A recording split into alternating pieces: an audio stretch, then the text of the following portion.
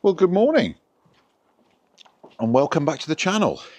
It is a glorious, cold, sunny morning here in Cambridge. But today is a bit of an anniversary. It's kind of the 1 year anniversary of the sort of rebirth of the channel. So thank you to everybody who's been on this journey with me. But it's also 1 year since we had our heat pump installed. So today I'm going to give you all of the data. I'm going to share with you exactly how much energy this thing has used. I'm going to show you all of my bills, and we're going to talk about how much money it has saved me by having this heat pump over my previous gas boiler. Now, for those that are not data junkies, there is actually going to be a shorter version of this video. So this is the long form version. If you head back to the channel, there is a short version where I'll just give you the headline numbers and you can be on your way really quickly. I'll put a link to that video up at the top of the screen. But for those that want to see the data, want to understand what it would cost to run on different tariffs, then stick around because we're going to go back into the office because it's freezing cold out here and we'll dig into the numbers. So while heading back into the office, I noticed something on the grass. Now, most of you know we have two Bernese mountain dogs. They absolutely love this weather. It is their Christmases all come at once. But have a look at the AstroTurf here. Bear has been lying on the AstroTurf and he's melted a shape of a dog into the AstroTurf. Well, I'm going to head inside because I'm not a Bernese mountain dog and it's freezing cold out here.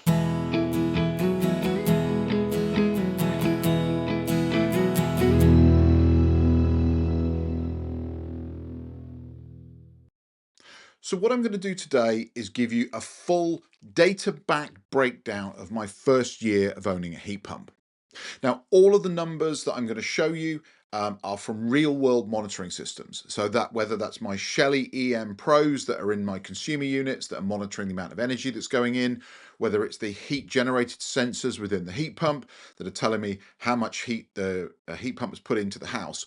But all of these numbers come directly from those sensors. There are no guesses, no estimates.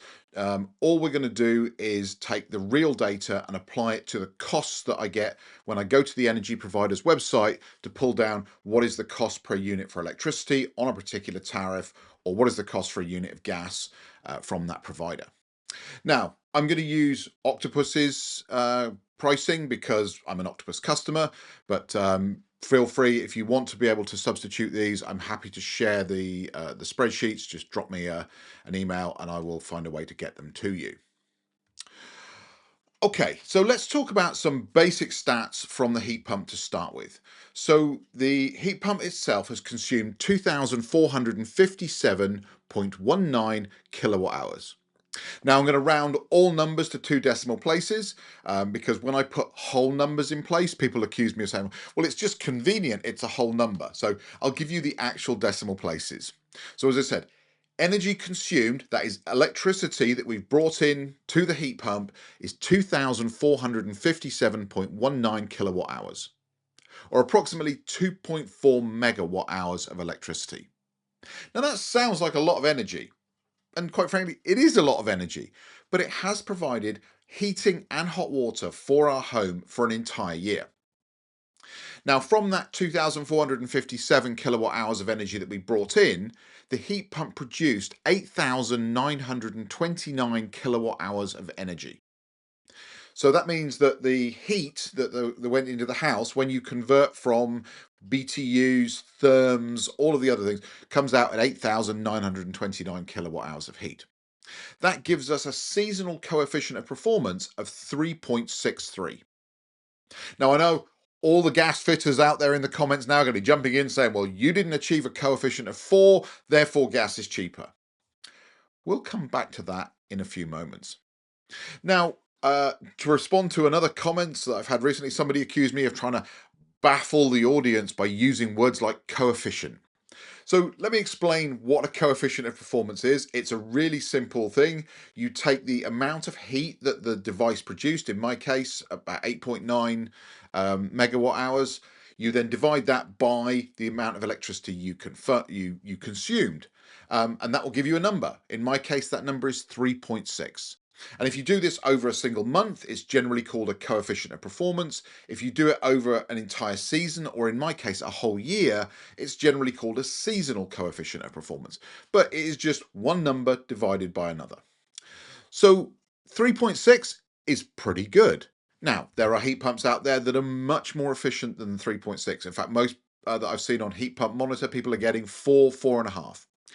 But what I wanted to do for this first year was to leave the settings that are in the heat pump, the curves and everything, exactly as the design was implemented. So we haven't tinkered with them at all. We haven't changed anything. We've left it exactly how the installers left the system 1 year ago. And that's because I wanted to be able to look at the original design that was done for the heat pump, the heat loss survey, and say, does my system live up to what the heat loss survey? And the short answer is, absolutely it does. Now, Octopus were aiming for a coefficient of about 4 when they installed the heat pump. We got a coefficient of 3.6, so not too far off. But to address the point that comes up a lot, generally from people in the gas trade, about what is known as the spark gap, that if electricity, the difference in price of electricity to gas is 4 and you're only getting a coefficient of 3.6, then it's going to be cheaper to use gas. And with simple maths, that's absolutely true. But as with a lot of things in life, it's not quite as simple as you would think. And we'll come back to the cost of gas a little bit later. So let's start with a baseline. And what I'm going to do is take the amount of energy that the heat pump used for that whole year, and we're going to take a look at a tariff known as Flexible Octopus. Now, the reason I've chosen this electricity tariff is this is the tariff that Octopus offers that is price capped by the government. So this is the standard tariff that if you didn't have a smart meter, you weren't on a smart tariff of any way, shape or form, you were just taking the standard government price capped tariff, and that was how you were buying your energy. So if we take that and we go to Octopus's website, you put in your postcode. In my area of the UK, that's the east of England, we get a price of 26.53 pence per kilowatt hour. So if we take the energy the heat pump used and we multiply it by 26.53 pence, we would get a bill at the end of the year of £651.89. So that would be £651.89 for an entire year of heating and hot water. So for those of you that are comparing against your gas bills, that's the worst case scenario number that you would get, because that tariff is pretty much the most expensive way you can consume electricity. But if you are doing that, £651.89 is what you would have paid to heat your home in the same manner as mine. So that means we have the heat pump on. We don't boost heat, so we don't turn it on and off. We just let the heat pump maintain a consistent temperature throughout the house, and we run it all year round. Now, obviously in the summer, because of the way the thermostat works, is all we do is set the temperature in the house to 20 degrees. In the summer, when it's nice and warm, the temperature is above 20 degrees, the heat pump never comes on for heating. But if the temperature drops below 20 degrees, it immediately comes on and starts warming the house to 20 degrees. Now, during the evening, we generally heat the house to about 21 degrees, maybe when the family's all sitting down in the evening, maybe to watch a bit of TV. But for most of the day, it's about 20 degrees. Then when we go to bed, or about an hour before we go to bed, we set back the temperature to 17 degrees throughout the night. We find that much more comfortable to sleep. So that's the always on model. Now, I know some people like to burst heat their house. So if they do have cheaper periods of energy, they will turn the heat pump on, ramp it up, get as much heat out of it as they can, and then shut it down again. That's not the way we run our house. So for a constant heat temperature, you would pay £651.89. What I'll do now is I'll pop a chart up on the screen, and what you can see for this is the amount of energy that the heat pump has consumed over the course of the 12 months. So we'll start with a year ago in December, and then we'll go through all of 2025 up until the end of November. What you can see is obviously pretty self-explanatory. Winter months use more energy. Who's surprised? I mean, it's 0 degrees outside right now. The heat pump is working to heat the house to 20 degrees. So we use a lot more energy in the winter than we do in the middle of the summer. What we call the shoulder months. So as we start to get into March and April, you'll notice that the amount of energy the heat pump uses drops significantly because there are going to be days where the house is at 20 degrees, so the heat pump doesn't need to heat it. And then as we go into the summer, we move into hot water heating only. So the heat pump never came on the whole summer to heat the house. It only ever was used to heat hot water. And then it was used in a minimal amount, maybe 1 to 2 kilowatt hours a day to provide hot water all day long. So just to reiterate, Flexible Octopus is the price cap tariff. That means you don't have a smart meter, you don't have solar, batteries, you're not using a smart tariff to charge an EV overnight, anything like that. The worst case scenario is £651.89. But what if you do have a smart tariff? Now, Octopus offer a specific tariff that is designed for people who have heat pumps called Cozy Octopus. Now, I don't really like Cozy Octopus because I don't think it's a good enough smart tariff. I think the prices could be a little bit cheaper. But if you all you have is a heat pump, you don't have solar, batteries, EVs, you don't have access to any of the other tariffs that are significantly better, what would it cost you on Cozy Octopus? Well, the headline figure is it would cost you approximately £628.39. This is because Cozy is a 3-rate tariff. Now, what does that mean? It means that during the day, there are 3 different prices at different parts of the day. So there is a standard rate that runs throughout the main part of the day. There is a cheap rate, which you get 3 times a day on the Cozy tariff. Now, this is really designed for people who want to boost the heating in the house. I talked a moment ago about the difference between steady state heating, where you just heat the house to a set temperature and you leave it at that temperature.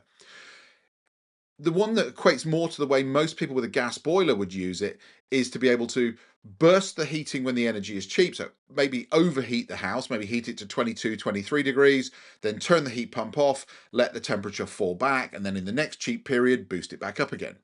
So Cozy has 3 of these periods. There is one in the early hours of the morning, which is great if you want to heat up a load of hot water before you get up in the morning to maybe have morning showers. There is an early afternoon cheap rate period, and then there is a late evening period. Throughout the course of the day, you get 8 hours at this cheaper rate. Now, the cheaper rate isn't that cheap, but it's cheaper than the base rate that you would get throughout the rest of the day. And then in the early evening, when the grid is really sort of overstretched, from 4 till 7, there is a peak rate. And this is very expensive. The price jumps up to about 42 pence per kilowatt hour during that.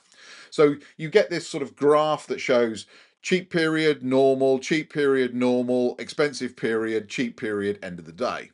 I'll put a graph up on the screen so you can actually see how that works.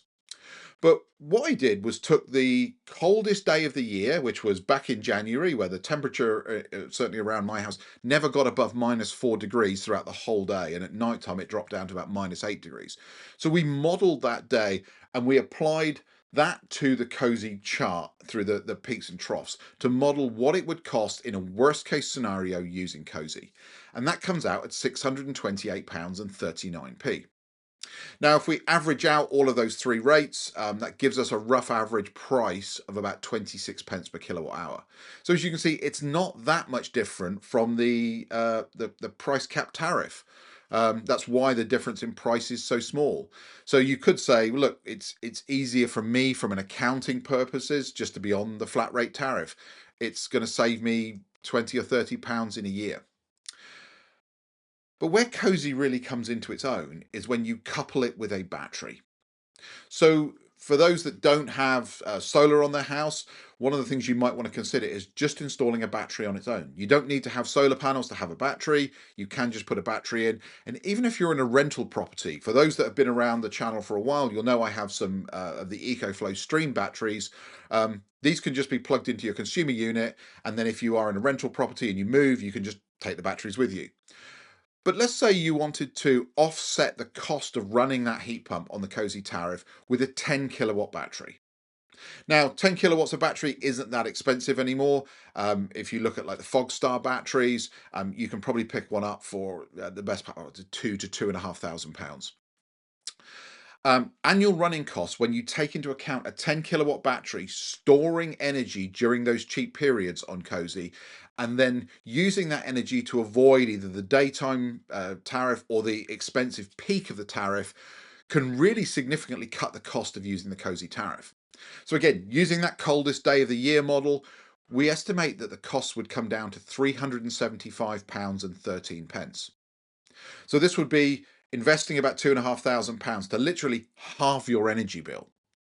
So what I'm going to do now is I'm going to pop another chart on the screen. So what you can see here is the orange lines on the chart. That is the cozy cost. So this is if you were using the energy in the same way that I did on that coldest day of the year. This would be the graph that you would see. And you can see there as we get into the early afternoon, into the sort of 4 till 7 p.m, that's where that huge big peak is. And that's where a lot of the cost of running your heat pump during the winter would come from. So what you can see there on the blue line is what happens if you add in that 10 kilowatt battery.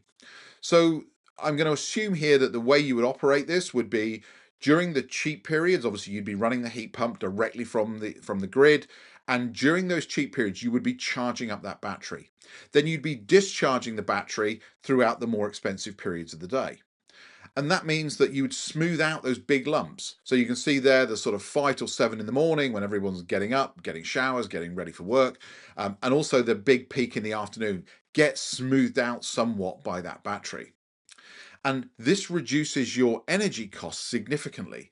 And based on that coldest day of the year model, we see a reduction of 43% in your energy bill just by having a single 10 kilowatt battery. Now, obviously, you can add a lot more than 10 kilowatts of battery. You can smooth that graph even more. But if you're going to be investing in large battery, you probably want to think about coupling it with solar. So we'll come on to how that affects the costs of running a heat pump in a moment. But just adding a single 10 kilowatt battery covers about 70% of those expensive hours during the day. So you really are starting to smooth out those peaks that you really want to avoid. So what did it actually cost me to run? Now, I know I'm an edge case here. I have a very large solar system, certainly for a 3-bedroom domestic house. We have about a combined total of about 12 kilowatts of panels. We have a combined total of about 40 kilowatt hours of battery storage. So this is really applicable to me, not to most other people. But I want to show you exactly what it's cost me to run the heat pump. And this is why, for me, it has been an amazing investment.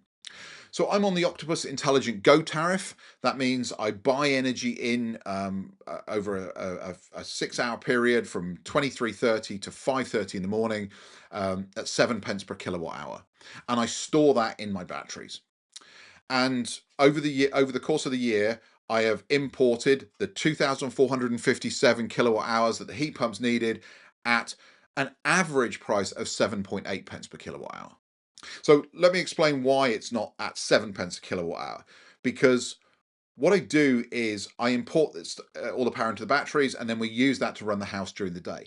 There are going to be times when the load on the house suddenly spikes. So a good example here might be it's early evening, the temperature's starting to drop, the heat pump kicks in and starts heating at full rate. We're pulling in about 2.5 to 3 kilowatt hours of energy. At the same time, we decided, hey, we're gonna cook dinner. We've got the induction hob on, maybe we've got the microwave or the oven running or the air fryer. So we're suddenly consuming a large amount of energy in a small period of time. And it takes time for the inverter to ramp up and say, hey, I need to supply some of this power. So what we find is when we look at a graph, and I'll pop a graph on the screen of my Octopus energy graph, you'll notice that on the top, I call it the icing on the top of the cake. The bars are mostly cheap rate electricity, but you can see on the top there's a tiny little bit of peak rate electricity. So when we average that out across the cost of a whole day, my average cost per kilowatt hour is 7.8 pence. So that means if I was just buying that energy without any way to store it, I was just using that to heat my house, it would cost me £191.66. The actual amount we paid is effectively zero. And the reason for that is our solar has covered 100% of that energy. So that's energy that we've generated with our solar panels. We've either stored it in our battery and used it directly, or we've exported it for a credit from Octopus on our energy bills. So we've been able to cover 100% of that 2.4 megawatts directly from our solar array. This means that the heat pump has added zero cost to my electricity bill. So my electricity bill this year is forecast to be about minus £200. That means When everything's done and dusted throughout the whole year, I will be £200 better off than I was at the beginning of the year. And all of the running costs of our house will be covered by our solar. That means our electric cars, the heat pump, all the electrical devices within the house, everything has been covered by solar. And Octopus will still pay us £200 in credits at the end of the year. And more importantly, I don't have a gas bill anymore, because a year ago, when I got the heat pump installed, I was buying gas. My gas for the preceding year was £1,200. My gas bill alone, never mind the electricity bill, £1,200 in gas. We now no longer have a gas bill, so I have £1,200 in my bank account that I used to give to the energy companies for gas, and I'm still going to get a rebate from the electricity company for solar this year. Now, I know there's a lot of people out there who go, but what if the tariffs change? What if the export price goes away? All of this could happen, and all of these are reasons why you shouldn't model your payback period, your return on investment, on things staying the way they are. But right now, having a heat pump, going to a full electric lifestyle, I'm probably saving £1,000 a year in electricity bills, and I'm saving £1,200 a year in gas bills. That's money that's staying in my bank account, not in the energy companies, and certainly not handing it over as dividends to energy company shareholders. So let's talk about gas, because gas is actually a little bit cheaper than it was when I got my bills a few years ago. So I said I paid £1,200. I wouldn't actually have to pay £1,200 right now. So what we've done is taken the heat output from the heat pump and said, what would it cost in gas to produce that same volume of heat? So that to keep everything simple and keep everything at the same level, I've modeled it on two different gas boilers. So there's my old gas boiler that we took out, which, based on estimates from people that know about these kinds, would have been about 75% efficient. So that means it would have actually needed 25% more kilowatt hours to achieve the same level of heat. And then I've modelled it on a modern condensing boiler at about 90% efficiency. So for the old boiler, it would have cost me £740.51 in gas. And for a modern condensing boiler, if I had decided not to get a heat pump and put a condensing boiler in, £617.09. Gas in this part of the world right now is about 6.22p per kilowatt hour. So again, gas would have cost me somewhere between 3.2 and 3.8 times as much than it has cost me to run my heat pump. Now, let's go back and visit that coefficient of performance that we were talking about earlier. And all of the gas people in the comments saying, well, if you haven't got a COP of 4, gas is going to be cheaper. And in the one corner case where somebody is on the price cap tariff, and you're paying, the maximum you can possibly pay for electricity here in the UK, and you've got a modern condensing boiler that is at least 90% efficient, then gas would be cheaper than that price cap tariff by about £34 per year. Now let's talk about why that might not be as good news as you would think. So when I had my gas boiler, and I know everyone's going to jump in the comment and say, I've had a boiler for 20 years and I've never had it serviced. You're insane if you don't get your gas boiler serviced. The reason is that when something goes wrong with a gas boiler, it can be life-threatening. Because gas boilers, when things start to go wrong, flues get blocked, they start burning inefficiently, they can create carbon monoxide. And carbon monoxide will kill you. It's really that simple. So you should get a gas boiler serviced every single year, even if it's just a cursory inspection and a clean out of the flue to make sure there's not going to be any issues with it.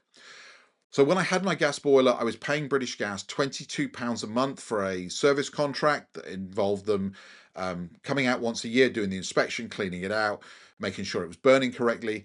And then if something went wrong with our heating system, they would send somebody out to fix it. That same contract with Octopus for my heat pump is £9 a month. So your £34 a month saving by using a condensing boiler, burning gas, is going to get eaten up by the service contract on your gas boiler. So what about return on investment? Because people always say, well, what's the ROI on a heat pump? But they never ask what the ROI is on a new gas boiler. The reason is because there is no ROI on a gas boiler. But if we take our sort of annual savings from running our heat pump, we're looking at just over £1,000 in annual savings, and that's I'm not lumping in the gas bill here of what I paid a year ago. Just based on the modern numbers, we'd be saving about £1,000 a year using the heat pump over the gas boiler. That means if we take the cost of the installation of the heat pump, which was about £3,900, divide that by £1,021, we get a payback period of about 3.8 years. So in 3.8 years, the heat pump is going to pay for itself. Then after that, it's pretty much going to run for free. Now, yes, you've got to have it serviced, and everyone always puts in the comments, but what happens when it goes wrong and you don't have the boiler upgrade scheme and you're looking at a £15,000 bill to replace it? Let me address that, because the one thing you don't do when something like a heat pump goes wrong is take the whole thing and throw it in a skip and then go and buy a brand new one to replace it. What you do is you get a heat pump engineer to come out and replace the part that's broken, whether it be a control board, whether it be a valve, whether it be a fan bearing. You replace the part that's broken. And there are lots of people out there who can do this. The technology is very well known because these units are effectively the same as air conditioning units. So there are lots of engineers out there, and companies like Daikin and Octopus and everything, they have all the spares necessary. So you're not going to throw your heat pump away because something goes wrong with it and replace the whole thing. You're just going to fix the problem with the particular part. Now, with my particular heat pump, it comes with a 5-year warranty, and I can extend that through Daikin for a small amount of money to push that warranty up to 10 years if I want to. So I'm not going to worry about if something goes wrong with it. If something goes wrong with it, we'll just get it repaired. But we're looking at about 3.8 years until it pays for itself.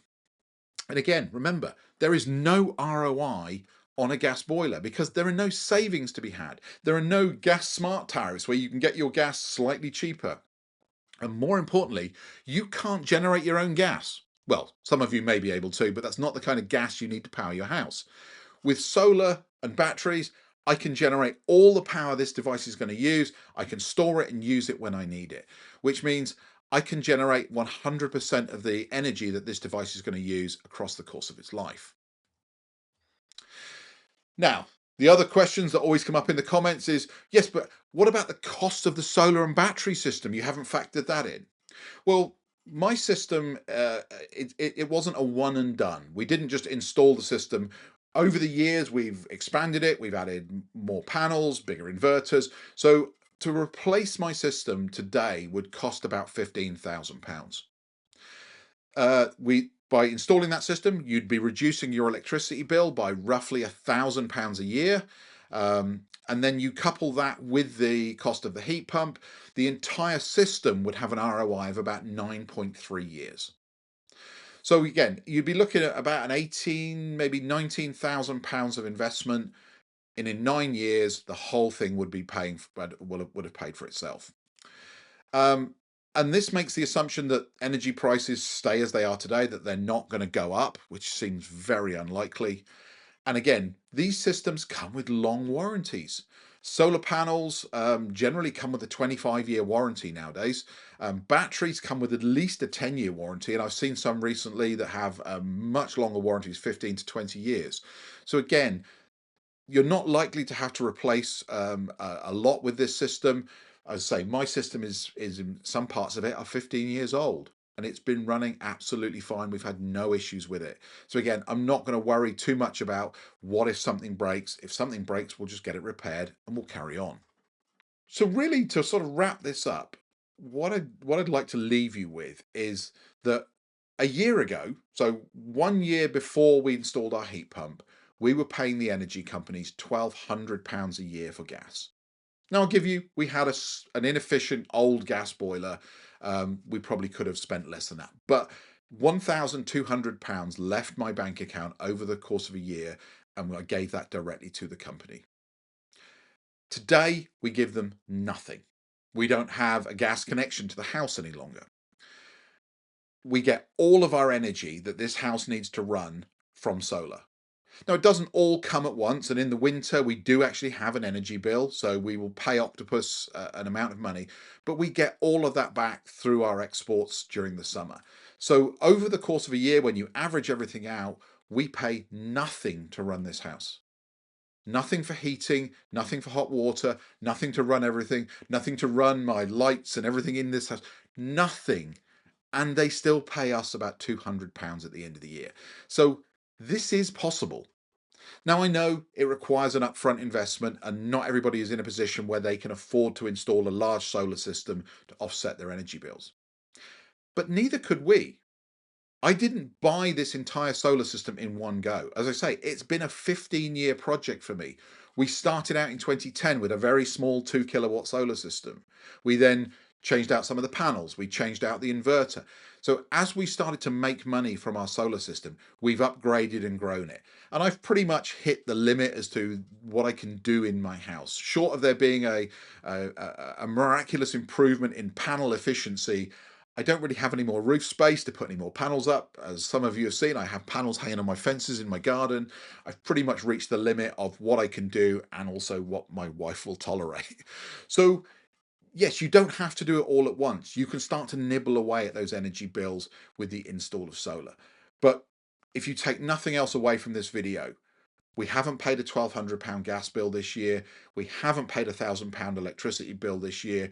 We've run 2 electric cars and we've heated our house and we've lived in a very warm, just lovely to live in house for the last 12 months. So anyway, that's the data from my heat pump for its first year.